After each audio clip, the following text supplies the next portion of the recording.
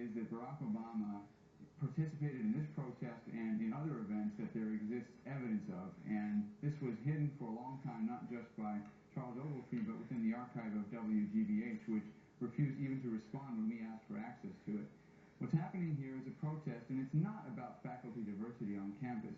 This is about Derek Bell, who was going to take a voluntary unpaid leave of absence to protest a tenure decision and to make sure that there was more racial diversity on campus and so on. But Derek Bell was a radical. Derek Bell was the Jeremiah Wright of academia.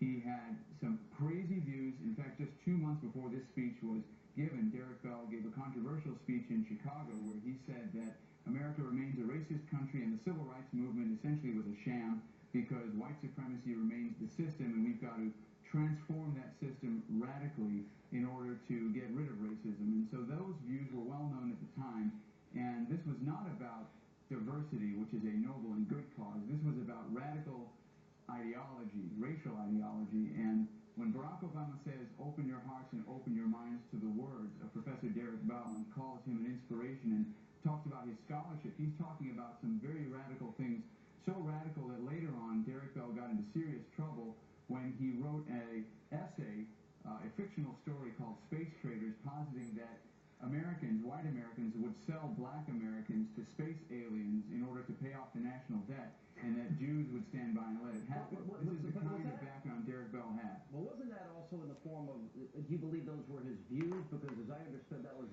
in a book, but it was, these were characters that were making these statements. Is that correct? It certainly is his view of the civil rights struggle. He writes a futuristic science fiction story about race, but it's really telling the story of the civil rights struggle. He thinks that basically white people sold blacks out and that Jews who pretended to be helpful to black people during the civil rights struggle backed away when they saw it was no longer in their self-interest. That's what he believes about the civil rights struggle. He believed it when he was teaching at Harvard Law School when Obama embraced him, and he believed it several years afterward. And he had fights, by the way, with other black faculty members at Harvard who said that some of Bell's views were so extreme that they were very problematic. So this is not about racial diversity, it's not about gender diversity. Derek Bell was the Jeremiah Wright of academia, and Barack Obama embraced him and endorsed his views. Ben, let me go to you on this question. We'll get to the media side of it. We have another segment that we're going to follow up with here as it relates to the media, because I think this is an entirely separate issue. One of the things that I tried to do in 2007 and 2008, and I know that it was Eric Rush. He broke the story about Jeremiah Wright. We followed it. We investigated black liberation theology. We looked into Bill Ayers and Bernardine Dorn. The media only asked, you know, in light of all the questions Republican candidates are being asked now, and in their vetting process, he was asked one time about Bill Ayers, an unrepentant terrorist, who he had many associations with, Ford's speeches, started his political career in his house. So what are we to gain from this? Looking at a controversial professor, he's a little younger here. Is it more controversial that he hung out with Ayers and Dorn later in life and Jeremiah Wright? Or is this just a bigger picture of a broader pattern that...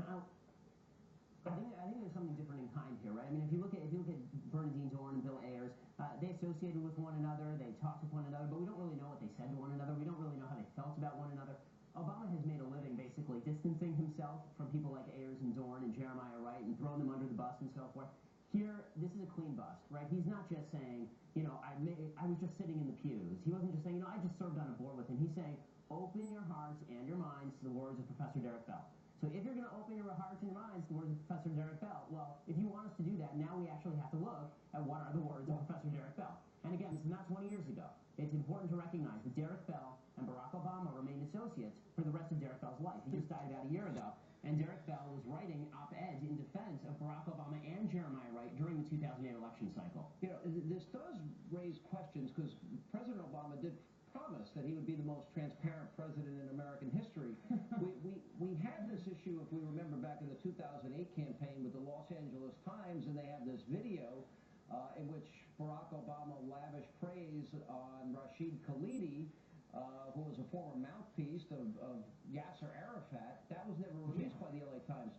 So as we look at this tape, and we look at this, yes, open your hearts and minds to Derek Bell in this particular case, and we'll go into more of his background here.